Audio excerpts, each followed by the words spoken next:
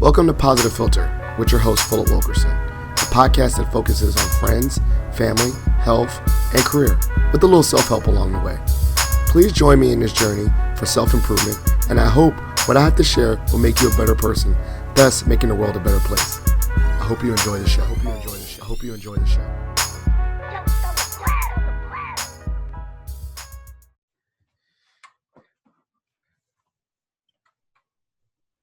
Recording. Oh, hey, ladies and gentlemen, boys and girls, it's Philip Wilkerson back with another episode of Positive Philter. I'm joined by a special guest, actually a returning guest.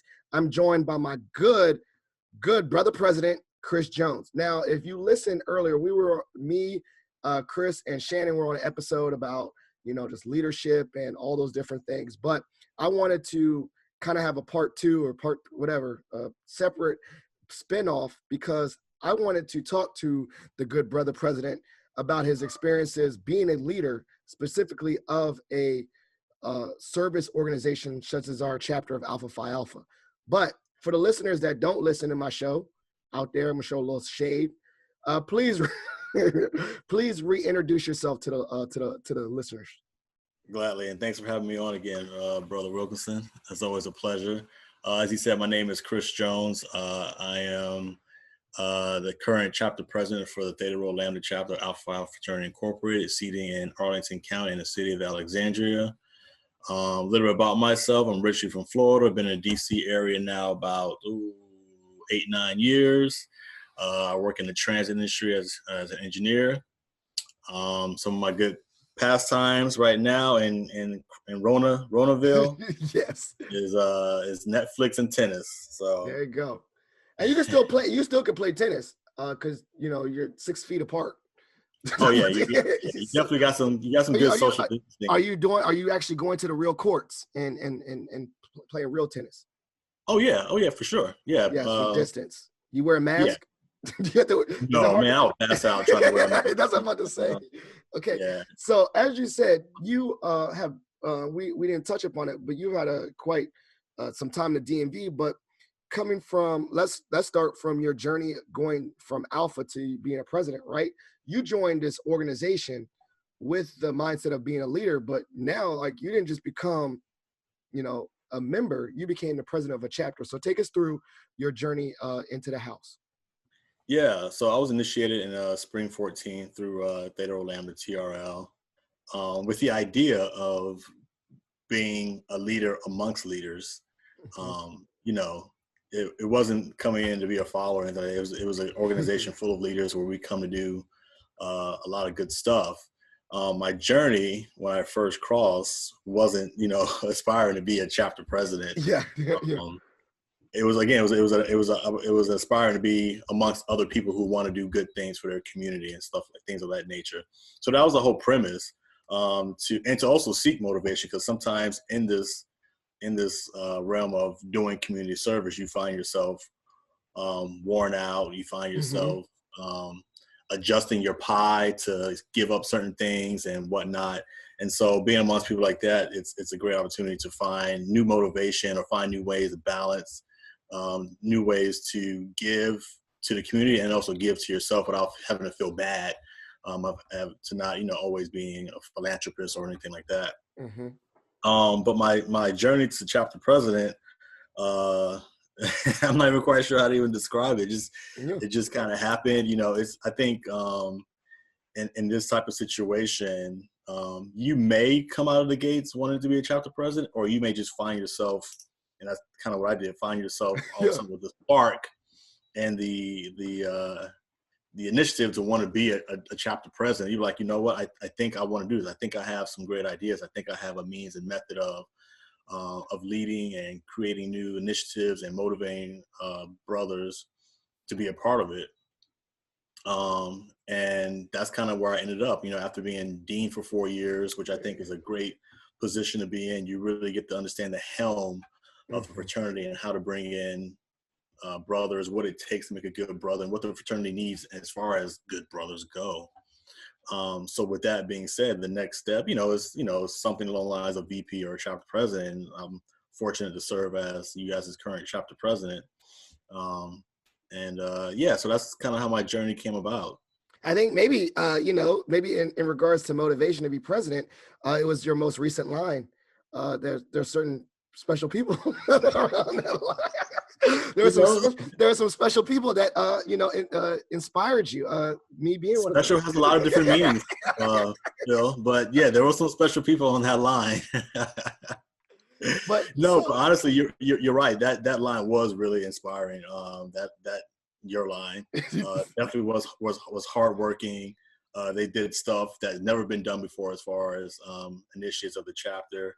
And again, that was a motivation part to say, we can always go up a level, and that was inspiring for me to say, don't be afraid to take on something that's challenging and trying to make it better, because it can be done. With the right people, the right motivation, right dedication, resources, it can be done. And I'll give you a couple of kudos and shout outs in there that the motivation was there behind that for sure. I'm just teasing, but but one of the things that you said that was very just thought about it, is that you did not join an organization full of leaders to be a follower.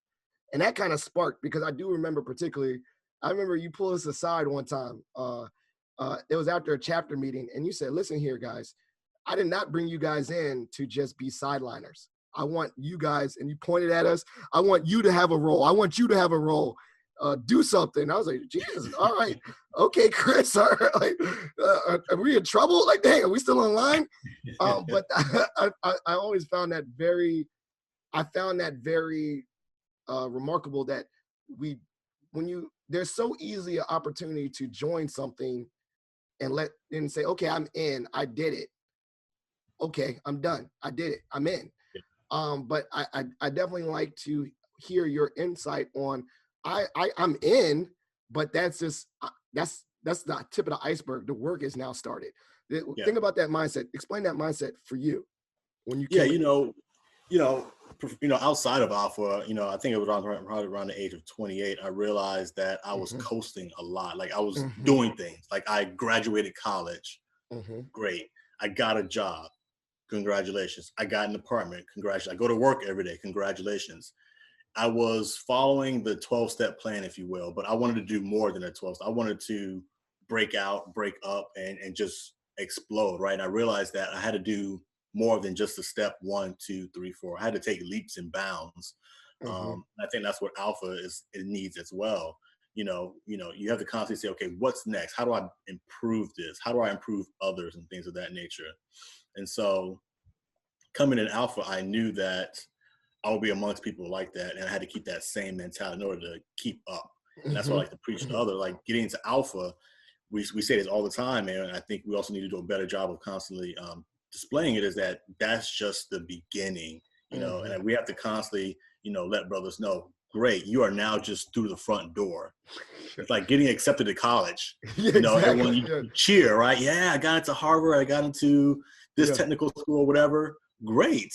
Do you realize you have 4 years of hard work ahead of you? Yeah, you can flunk out. Yeah, and I totally agree with celebrating, getting initiated into your organization and stuff like that. But again, it's like college. When you walk into that classroom, it's eyes and ears open, pen to the paper, and then we're walking out of the classroom, in this case, our chapter meetings, with a to-do list, with tasks, with things to gain and stuff like that. And I think, we have to remember that we're here, this is a service organization first and foremost. And we have to think about, okay, how do I serve? What is my service capacity? What is my contribution? If you can't fill in all those blanks, you should really question yourself about why you're even part of that organization. What was your true motivation from the get-go? You should definitely be able to fill in those blanks. Now, I'll speak to myself and totally transparent. I think that it was the imposter syndrome joining, and you said, I joined these leaders and I'm already in it. I'm a leader. But for me, it was the opposite. I joined these leaders and I was like, yo, they're going to figure me out. And I had to, really believe in myself as a leadership person. Did you feel like that? Did you experience that more like separate than me? Like, you already knew you were a leader and grew into it, or similar to my sense, like, oh, wow, I'm in this thing. I had to step it up, because that's what I think, particularly for me, that's what I knew I had good qualities. I wouldn't have been brought in, but it was really a lot of growing pain. Like, dang, like, I got to speak up, or dang, I got to, do something. Like, they're going to figure me out. Like, did they make the right choice? Allow me into this Yeah. chapter. Well, I think you made a point. There's some growing pains. There's some learning. There's a learning curve there. So you didn't come in, nor did anyone typically comes in without having something to contribute. You just got to find your lane. You got to find the means and methods. You got to figure out the ways of the lands and stuff like that. And then once you get over those couple of hurdles and learning bumps, you then become a contributing factor. Yeah, for me, coming into Alpha was a bit intimidating. You're going to find some people that you're like kind of par with, right? Like, okay, we're cool. And then you're going to find some people like, damn, you are a genius. They're so educated, when it comes to Alpha protocols and procedures. They're very familiar with the way the operations work within Alpha. And you kind of get that fear maybe you're talking about where it's like, oh, they're going to figure out, like, I don't know. Yeah, exactly. Yeah, it is. You're just learning, but you have a lot to contribute in some form of capacity, So yeah. I was confident that, I possessed a couple of innate things, which was, I was committed. I felt like that I had passion for the work, and just a matter of that time trying to figure out how to apply my knowledge and skills that best help the organization. You just got to keep that confidence, I think. And yeah, you're going to have some moments where you're like, ooh, is this really for me? But again, everyone has to find their lane and get a sense of comfort of themselves and with their brothers and kind of go from there. Yo, did you, particularly once you're in, did you see that, and this is what I always tell students, like seek meaningful opportunities in volunteering organizations because it gives you transferable skills that kind of out of nowhere bleed over into your normal job. Like you start doing graphics, you do graphics for your chapter. Oh, now you know how to do graphics at your normal job. Did you ever catch yourself saying, wow, this is something I did in Alpha, but now it's bleeding over into my staff meetings? Particularly, I got way more confident in public speaking. I would say that right now, or writing listserv emails, because I was like, if I could do this, John, with people that are like very, top tier, This is a joke. Like I told someone the other day, I was like, I can go to any interview now. Because like when I go to a job interview, Bama's was scary. But now if I'm at a normal job interview, I see someone smiling. I'm like, I got them. This is easy. So I felt like the skills, I felt like my experience in Alpha has actually started. Now I'm seeing it. It's starting to translate and transfer over into my normal 9 to 5, which is so interesting. Absolutely. I mean, like I said, my first position in Alpha was being dean, and I think you and I have had this conversation before, Phil. I'm an introvert. Rona quarantine ain't hurting me at all. I'm doing just fine, as far as the people interaction. But as a dean, man, you really have to, engage people, not only the interested candidates, but you have to engage other chapters in the sense of cluster and how we do our intake and stuff like that. And people are constantly coming when it comes to intake, people are constantly coming to the dean, whether it's a brother or an interested candidate or whatever the case may be. And you really have to engage these people and really have personal conversations with them. Like, for instance, your line, I really had to push you guys to really dig deep and say, okay, why are you here? Really have that personal conversation with almost a stranger. I haven't known you guys for 10 years, but, for an introvert, that could be a little bit out of my comfort zone to have such personal conversations with someone that I haven't known, for that long. So it definitely has bled over to how I engage, my employees, new employees, people that I'm interviewing, how to create, as me supposed to be the leader, the manager, how do I create a open forum that's comfortable for everyone, even though I'm uncomfortable as an introvert, so how do I create a setting? Hey, come have a seat. Let's have a conversation about X, Y, and Z, and really apply those knowledge and skills that the other person feels comfortable with me, even though I'm nervous as hell, engaging people. So it definitely has bled over being dean for 4 years, constantly doing that. And man, being president has even taken that to another level of how to engage people and groups of people and create a space of, people can share, be honest, transparent, and be the one actually leading that ambiance for that group. Yeah, so you're seeing it actually transferable, like similar to we tell an undergrad student, like you see this leadership in the community, leadership bleeding over into your actual leadership as a person and leadership development, period. Yeah, a bunch of soft skills, lots of soft skills being developed. So what's besides introvert, what is some of those soft skills that you use? Like, man, I'm getting like way better at it. So for instance, I've gotten way better at like large, email communication, being organized, planning things. I didn't realize I've been better at Doodle. I had to, organize a sign up genius. I was like, now I know how to use sign up genius. Like, I'm starting to see all these stuff I was doing here and I'm putting it in my job. So what are some of those things, like, besides the introvert one, what are some things you're like, dang, I'm getting really better at this because of my experience? The first thing that comes to mind is emotional intelligence. Okay. Yeah. Yeah. So, you deal with a variety of different personalities and traits and whatnot, and even your own emotions and whatnot, and how to read other people's emotions, but also as the one wanting to be a leader, remove yours from it, and constantly engage in that conversation to where you're not allowing the person who may be angry drive the conversation in a certain way, or someone that might be feeling sad not get underwhelmed in that situation by their sadness, but also just kind of take control of the conversation, drive it in the direction that you needed to drive it, and have a product at the end. So that's one thing, because I used to be very emotionally driven. If I read something or someone said something that I processed my way and with my ears, I would react a certain way. Where now I try to say, okay, what is this person trying to communicate with me? And don't take it personally. Just try and hear them and figure them out and put yourself in their shoes so that you can really engage them and find a solution to whatever the discussion is in regards to. And then after that is communication. Really getting into the how that person is feeling or what that person is saying. It's really about just trying to see how to. And therapists might say you got to use things called I feelings. So you want to say how I feel, and not take it personal. Again, you got to allow the other person to communicate what it is they're feeling and whatnot. And say, okay, yep, I heard you, I receive it, I acknowledge it, let me clarify it, now let's have a discussion on it. And really just focus on the issues and not be so focused on personal attacks or anything like that. You're just trying to get to the root cause of it. So again, communication, just focusing on what the root cause is, not taking into consideration, any type of personal attack. Just, hey, what's the root cause? How do we address it? What's your feeling? And let's, figure out how we hash that out. So between emotional intelligence and communication, if you don't have those two things, this position will not be good for you. Even in Dean, you have to have that as well. So one of the things I'm also hearing is, like, this is a lot of work, a lot of mental energy. Obviously, there's no salary attached, right? Like, right. So how do you infuse, like, man, I don't want to do this. I'm not getting paid to do this. How do you motivate yourself to be inspired to continue this? Because, as we said, this alpha don't pay the bills. We say that, right? Yeah. And so I definitely get some slack. My wife, like, you're doing all this stuff, you're putting time into it, not knowing that there's also intrinsic motivation and intrinsic rewards that I'm getting that she doesn't see.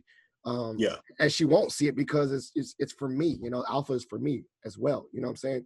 So it's sometimes hard to explain what I get out of it. Like, I'm doing all this, but then but I'm getting an opportunity to really tangibly help a community, or I'm getting an opportunity to mentor somebody. Like, that feels great to me. Like, I'm actually helping someone. But obviously at the end of the day too, that's time and I'm not getting paid. So how do you balance that for yourself? Well, I think there's a couple of things. One, I'm just the type of person that likes to be successful in anything I do. Mm-hmm. So that right there is a motivation, right? You're not gonna catch me slacking. You're not gonna, nah, not today. And two, I think to your point, there are intrinsic rewards that aren't, that come in form of, green dollars. I think, like you said, mentoring someone, I think right there is your deliverable. That's your product right there. You can be able to say, man, I created that, or I helped create that person and help them on their journey. That right there is tangible, in my opinion. You're looking for something you want to hold on to. It's like, yep, his happiness, his dreams, his ability to go to college, or whatever the case may be. I can say I'm a part of that. You'll forever be a part of that as well, right? You're etched in stone. You're etched in history at that point in time. And not too many people can say that. Not many people can say that I'm a part of someone's success. I'm a part of someone's happiness. Someone's part of someone's health and well-being and things of that nature. Yet alone an entire community. So I think understanding that, I'm laying footprints for others to step into, for them to step even higher. And, if I'm blessed enough to see that, continuous, growth in our community.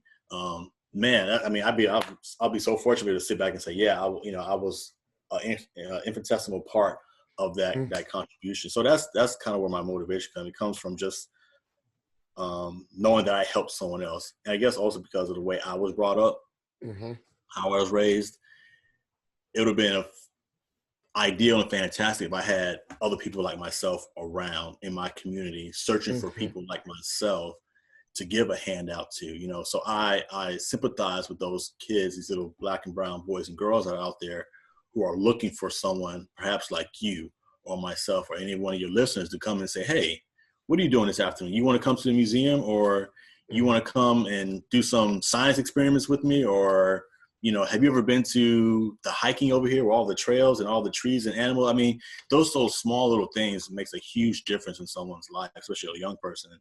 And so when I think about, how I wish I had that more often, why should I just sit back now that I have the ability to give it to someone, hold it back? So then I have this sense of conviction and stuff like that. Yeah, so I think so I think it kind of, compels me to say, hey, Chris, you wanted it when you was younger. You have the ability to do it now. Why aren't you giving it back?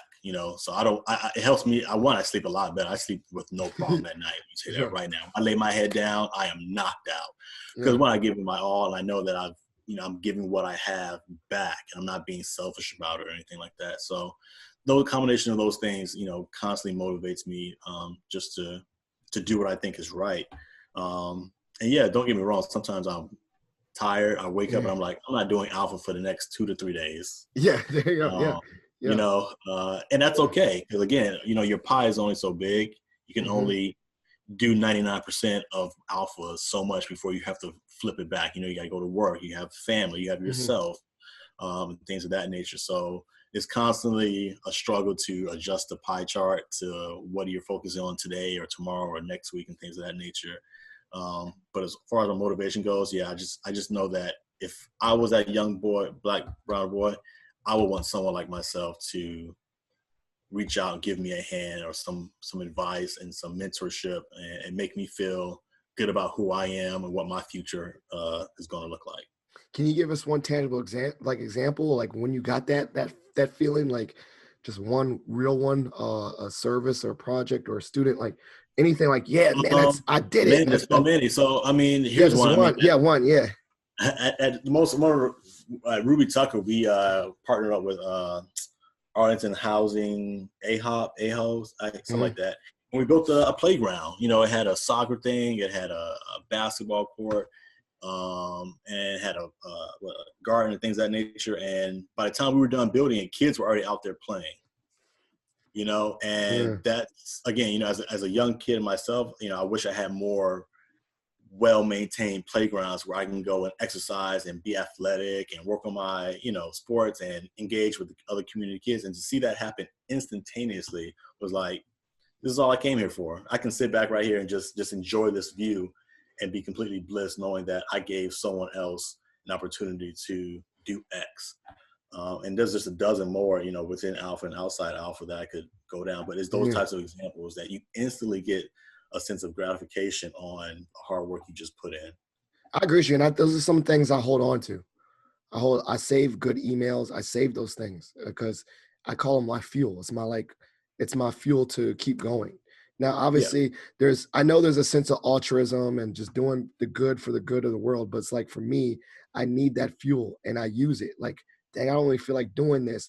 But if I don't do it, someone's going to miss out. And I think about that, like, I got to do it because someone's like this individual person, this non-existent person is relying on me. And that gives me like, okay, I got to be good at helping kids at Mason because I want to make sure that, like, I love that mindset. Like, I used to be like, I'm going to be the best career counselor, career person, because I wish I would have went to my career center when I was an undergrad and talked to someone. And so I think about that. And then I'm like, particularly, there was no Black male one at James Madison. So I know without a shadow of a doubt, students will reach out to me at Mason, regardless of if I'm assigned to them or not by their major, but they reach out to me, particularly because I'm a Black male. Yeah. And they say, and so I'm like, okay, I have this responsibility to help You do. Because I'm the one person, if I did not help this student, they would never go to career services. Yep. So I hold that responsibility. Like, okay, I got to show up, Right. or I'm disserving this student. And then it's going to also get around, and because I didn't help this one the best I could, I've hurt like 3 other students that would have came, because that guy he's gonna be like, career services don't help me, and Yep. and 3 other people will not come because of someone's reputation. But if they're like, yo, Phil, help me, then 3 more students will come and help. It's like that. So And now you just help. Now you have 3 more students that you're going to help. After that, they're going to tell yeah, 6 students. Now you have 6, and now your efforts is just exponentially growing and impacting. Yeah. And it's funny you mentioned how you say you're trying to help someone that you don't even know. yeah, that's it. Uh, Yeah, that's my mindset. that could be really the hard part, bro. What I like to think about is like, if I'm feeling some kind of way, right? I know I'm not the only one. So I need to go ahead and do this, because there's probably thousands of other people that's feeling the same way, who's waiting on someone like me to say something or do something, so that they can feel a bit more comfortable in the situation they're in. Like I send letters out, as chapter president, stuff like that, talking about a variety of different things, whether it's COVID or, IMDP or whatever the case may be. And simply because I feel like, okay, if I'm feeling this as a chapter brother, I'm pretty sure there's probably other brothers out there that's feeling this way. Let me go ahead and open up those gates so that brothers can know, 1, they're not alone, and 2, if they want to engage in the conversation, we're all here to have it. Because one thing, no one wants to feel like they're alone. So, Yes. Yeah. That should also be a motivating factor for people like yourself and myself to say, hey, I know I'm not the only one. I'm going to go ahead and do this and make this happen, so that all the other ones that's feeling this way know they're not alone and whatnot. So yeah, that's also going to be a motivating factor. Yeah, I mean, and like I said, I think the hardest part about service, the hardest part about serving others, all particular across any industry, is that certain things is, when you do service, you don't get to see the work or fruits of it. Sometimes we maybe never will see it, right? Like, and I've gotten better over time as I've matured, being okay with the unknown of not seeing the fruit of it, or also me being understanding that maybe the efforts that I put in today will not bear any fruit till years down the line, unforeseen to me. I might even be dead and gone, and that's when something like that I did today made a difference. And that's hard, because I think we want to see it. So, but I think at the same time, you're talking about, I think one of the things you spoke about was not just individual impact, but community impact, is that we might not see, you built that playground, you saw the kids play on it, but you never might see the thousands of other kids that play on it, or maybe, or the next Michael Jordan that might play on it. Yeah, exactly. You won't see it. I just get, You might be gone. So I think that's something that I'm trying to work on and really, really reframe my thinking, is that always do it for the service of the world. Do it because it makes you feel good, but also don't always do it with seeing the tangible results. Like, you might not get that. You might not get that tangible results, and you have to be okay with that. You have to say, like you said, I did it because regardless, I was going to do it, and regardless, someone out there who I don't know or might know wanted to hear it, I'm just going to say it anyway. So I think that was really powerful you said that, because a lot of times we don't know that, you send those letters, you're not going to get a response. You might, like you send a letter or mail or email, and you never get a reply back and say, thank you very much. But on the other end, someone saw it. Yeah. The engagement was there, the reach was there, but that's just hard. It's hard. Yeah, I agree. We should definitely, you think about it, metaphorically speaking, we should all be planting seeds with the faith that it's going to sprout fruits.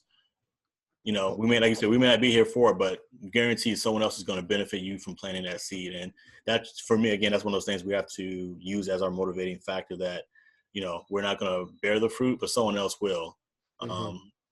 Absolutely. I totally agree. Because like you said, the next Kobe Bryant, Michael Jordan could be playing on that basketball court. We'll never know it.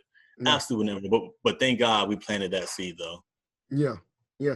What was your models, to, like, obviously as a new leader, one of the things I've always reached out to is mentorship, because like, I never done this. So let me ask someone that's done this. So particularly for you, how have you as a developing leader, gotten some guidance? Yeah, I've been fortunate enough to have a lot of people around me that are willing to offer candid feedback, both in alpha and outside of alpha. Yeah. And, you know, those kind of people you definitely need by your side to be able to just bounce ideas off and say, what do you think about this? And they can candidly say, what? Or that's great. This is what I think you can also do to improve it. I've talked to past chapter presidents. I've talked to chapter presidents from other chapters. I've talked to brothers that have been in their organizations for 10 years, 1 year, 20 years. And just to get that wide range of perspective and feedback. And it's been so helpful, man. Let me tell you that right now, because when people realize that you respect and value their input and feedback, they actually look out for you more often as well. And they actually seek to give you information before you even ask for it. Like, hey, in case you didn't know, you know, we used to do it and they're going to do this. Or I just got off this meeting with, you know, the regional vice president where they're talking about this, just to give you a heads up, because I know we talked about that. You really do build a network when you start to make those connections. And you actually start to feel a little bit safe, actually, in this role of chapter president, where you are the head and anything and everything has to go through you. And that can be kind of scary, you know. But when you know you have all those types of connections who you can rely on and bounce ideas off of, and it's got your back, it feels like more of a safe spot than when you maybe at first stepped into it. So yeah, I'm real fortunate to be able to rely on a lot of people that's having different experiences in alpha to kind of give me feedback and help guide this administration. Now, so, you know, like we always do performance reviews and goal setting, particularly for our job. You know, I know mine is being more organized. You know, my life is chaos. That's one of my goals, like, you know, when I'm in my job too, like be more strategic, put systems in place, you know, send emails every Monday. What was when you went into this, what was one of your individual growth goals for yourself in this leadership role? Or maybe just in leadership in general. Like, for instance, I could say in general for Alpha, I wanted to be more vocal as a leader and be better at public speaking and stuff like that. But then as a chaplain, I wanted to be more organized, as in sending emails and just organizing my life, which, you know, but that was something I said, like, I want to be organized with myself in regards to timeliness and response and all that stuff. What was some goals you set for yourself as a chapter president, as a growth opportunity? Like, by the end of this presidency, I would be better at, or more better, whatever. So one of the things I thought about was getting myself more out of the weeds and being more of a enabler versus the actual doer. You know, letting the committee chairs do their job and let them, you know, use their creative juices to do whatever they want to do with their committee. My job was to kind of lay out the way of the land and say, hey, here's all you've got. Here's your tools. Here's your resources. Here's your budget. And have at it, you know, and here's your realm. I want you to feel free to be limitless in what you can do, you know, as far as your community. Don't let anything stop you from being creative and dynamic and different and things of that nature. I wanted to really just be an inspiration to say, hey, I've got your back. And I want to make sure that I'm providing with all the tools and resources you need. So you focus on doing your job. And if there's anything you need, that's where I come into play. Just tell me what it is that you might need to help you do your job. And so that's what I wanted. That's the kind of mind frame I wanted to kind of be in. I think even in professional life, as you move up the ladder to maybe, you know, project manager, program managers, you have to start thinking more globally like that. You have to remove yourselves from the weeds and start thinking, you know, casting a wider net and, you know, policies and standard operating procedures and making sure everyone has certain tools and trainings and stuff like that. Because if you feel like you cast that net to everyone, then it'll cascade down to the roots. And everyone, you know, you have a well-greased system at that point, well-performing system. So that was kind of like my mindset. Okay, how do I develop, you know, widespread practices and mind frames and inspiration? So when it hits the committee chairs, it just flows down and these things are, you know, executed. Every now and then you gotta get into the weeds, you know, you get more involved, but overall, I think that's kind of what my mindset has been, kind of trying to steer this ship. I think I've done a fairly good job with it. I've certainly have room for improvement. This is year one down, so Yeah, exactly. year two is coming, and Yeah. I'm looking forward to it. And that's gonna be the same mentality I want to keep in going. Is making sure everyone understands, that they have my support and backing. I'm here just to give them all the tools and resources they need to do the best and be the best they can for their committee or their Yeah. officer. That's crazy. I love that. And then maybe, and speaking to your mentors, what was, that's one of the things about safety and mentorship is that you can get like they give me feedback, and I take it more not as a personal thing. I take like it's funny, like someone can say, I want you to be a better public speaker. And if it's someone as a mentor, you're like, okay, good. They're looking out for me. They're nice. They want the best for me. Someone can say, I want you to be a better public speaker, and you don't have a good relationship with him. You're like, no, that dude's just trash. He's just trying to Mm-hmm. shade me. So you take criticism better when someone has your best interest and your growth in mind. So what was one thing where someone was like, yo, this is your new role. I want you to, like, someone gave you outside advice. What did they tell you to do? Oh, what did they tell me? Outside advice, and what did they tell me to do? That's a Like good one, like question. for me, like my boss tells me, like, Philip, you rip and run, you got mad ideas. I need you to be more organized. I was like, all right, cool. But I knew that she was only saying that. She's like, the more organized you are, the more serious people are going to take you in the room. And so Mm-hmm. she said that. She's like, I look at you, and she's like, this is my direct supervisor right now. You're a leader. I know that you are. You're not going to be in this job forever. So I Yeah. need you to be, more organized with your emails, more organized with this. When you come to meetings, have your agenda ready. Because she's like, I don't want people to misplace your disorganization for like you not being on it. She's like, I Yeah. know. She's like, I know you're on it, but I know you. You need to be able to go to a room of strangers and be on it, and have that they don't have that same perception of you. Yep. And so she's like, that's something I want you to work on. And I was like, okay. And I've gotten that feedback before from previous supervisors about organization and how I talk and present, how I'm presenting. But if it's from a boss that I don't really support me, I think they're just kind of just shading me or Yeah. just being mean to me. Not knowing. But this person, I take their advice because I know that she has my best interest at heart. So I'm like, okay, Yeah. boom, boom, boom. So that is something I have really, really worked on and trying to work on since I've been at Mason, is that advice that she's given me, Yeah. because I know it's coming from, she wants me to grow. It's a good So place. Yeah. yeah, good place. I would probably say one thing. It's not that big, but it's certainly kind of difficult actually at times, and that's the role of a president is to remain impartial. Okay. The role of the president is to act at the will of the brotherhood, right? So my opinion, although I have one, has to remain impartial, has to remain that, okay, I always have to think, what does the brotherhood want? It can't be about always what I want, because then you get into you can get into a political power struggle between you and the brotherhood, thinking because you're president, you're, the dictator, and you say what goes and your word, whatever. So it's been something that I make sure I try to practice all the time in almost everything I say and how I present myself, especially when it comes to the chapter, which is impartial. It's just, hey, I'm down the middle. I have to see both sides. I have to understand both sides. And then at that point in time, the brother has to decide. I mean, one of the things, like, for instance, the hot topic right now, or was a hot topic, was virtual IMDP, right? Yeah. Right. And I'm like, look, we have to see what comes out. That's my position. I'm not saying yes. I'm not saying no. I know what my initial thought is, but that doesn't matter, because my position is that, and I like the brotherhood also be, is that let's see what happens. Let's see what comes out the door. We have to be open-minded about it.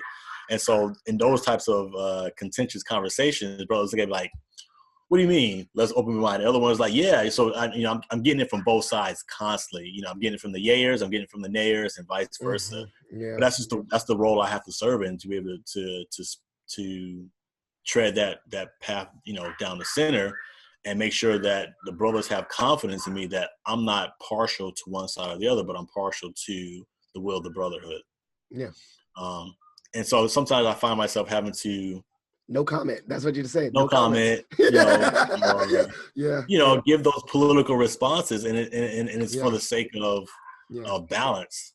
Exactly. I got that. 'Cause I don't want no brother thinking I'm sabotaging because one way, because I actually vocalized this, but now I'm having to bite my tongue and do it this way, and then they're gonna think I'm a halfway do it. No. I'm gonna do whatever the brotherhood decides they want to do, Yeah. and that will always be my position as chapter president. So we vote. So yeah, that's been interesting advice I have to take and follow consistently. Gotcha. Well, this is a great topic. We're gonna probably do another series, but we're in our part of our show, very familiar, shot for shot. You get to ask me any random question you want. I get to ask you any random question you want related to this or not. Do you want to go first or I'll go first? I'll let you go first. You're the host. All right, so tennis. I like to watch it. I don't know the score, but whatever. I don't get it, love all that. But I know tennis players, but I want to know who is your top male tennis player? Who is your top female tennis player, like that you love, like that you're a fan of, and why? Why are you a fan of that one as a male and that one as a female? The male one, I would go with Dominic Thiem. I believe he's from Austria. He's just, I'm into it, man. I'm gonna say names. You be like, who the hell is that? Okay. Yeah, Dominic Thiem. Look him up. Thiem. Okay. He's just a bad player, man. He has a lot of power, a lot of spin. He's fights hard. He doesn't give up. And he just seems really cool on the court too. He's just like always very cool, calm, and collected on the court. My favorite female tennis player. I'm gonna get in trouble for not saying Serena. I was about to say, I was like, okay, maybe I wonder if he was gonna be cookie cutter and say something, but I want to see the difference. Okay. No, don't get me wrong. Serena's the GOAT. Yeah. She's the GOAT, man. But we didn't say ability. We said your favorite personally. So this is So that's a different conversation. Yeah, I mean, she walked into this room right now. I'm bowing down, just like no words, no nothing, just bow down. But one of the player I love to watch is Simona Halep. She's from Romania, and she's like 5'2", man. She's like this little thing. But when I tell you she plays with so much heart, Phil, she runs down every ball. She will return anything, and she could be on her last breath, and she's still chasing down every single ball. Like, she doesn't give up. She's a fighter. She's very she has a lot of sportsmanship. Win or lose, she's very courteous. She just plays with so much heart, man. I've seen her she's been ranked world number 1. She's lost her ranking. She's regained her ranking. But she's always the same person, whether she's winning, losing, whether she's number 1 or number 100. You always see the same personality, persona. You always see the same heart, amount of effort given on the court, whether she's, playing her best or not playing her best. She's just a very consistent person. And it's always at 100. When she's giving it, she's giving it her all. I appreciate that. Win or lose, a lot of us, when we're losing, I know me, when I'm not playing my best, I like to throw my racket. I ain't even gonna lie. Like, God, I'm cursing and whatever. But she's the complete opposite. Composure's always there, heart's always there. I appreciate her a lot as a player.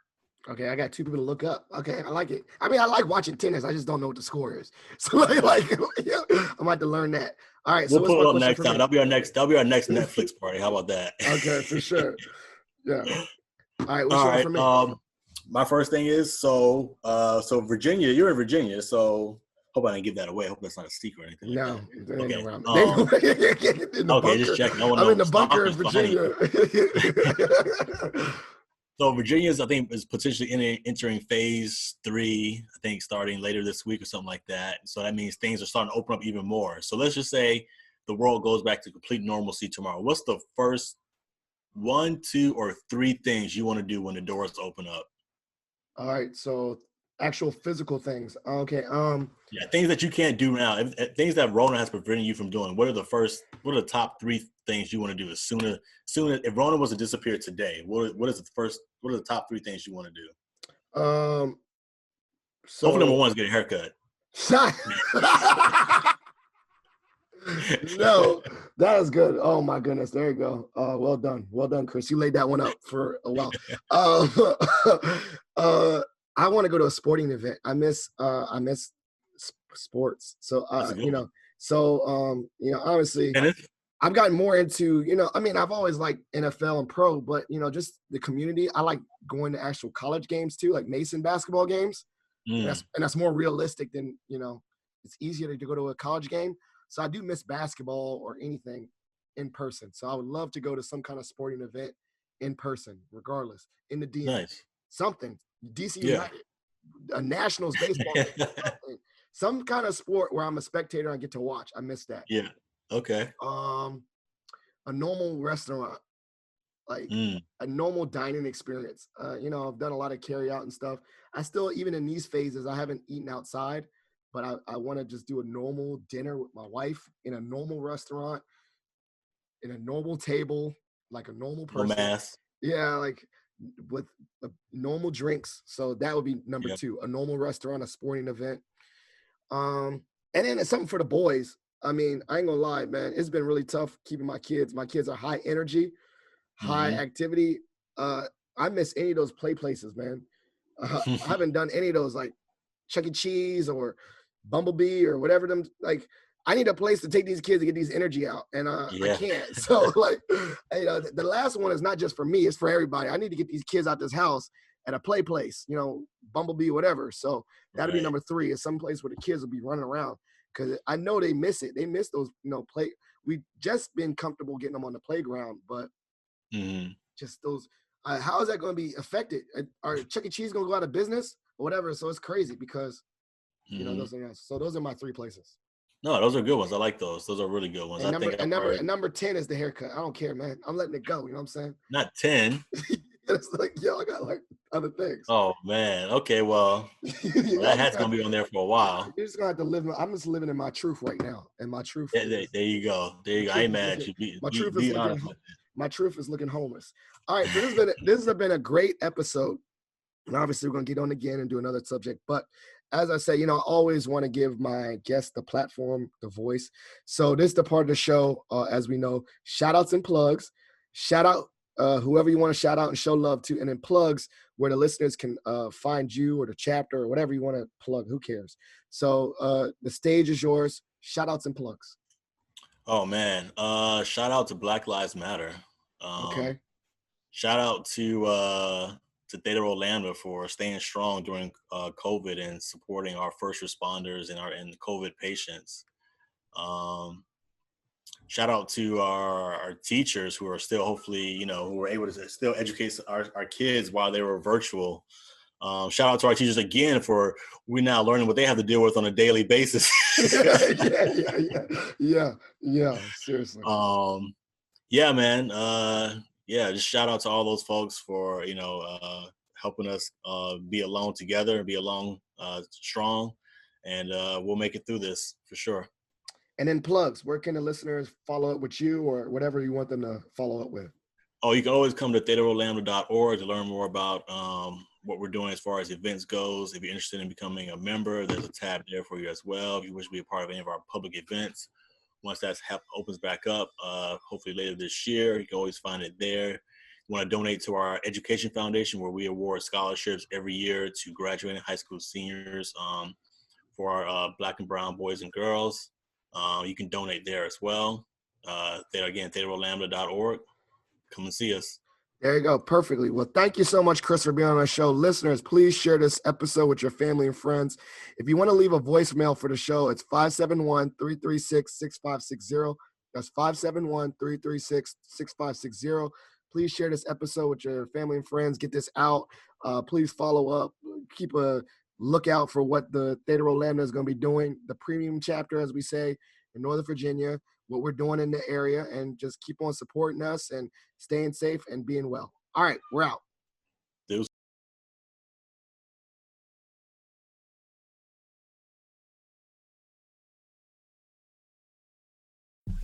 Thank you for listening to Positive Philter, a podcast that focuses on family, friends, career, with a little self-help along the way.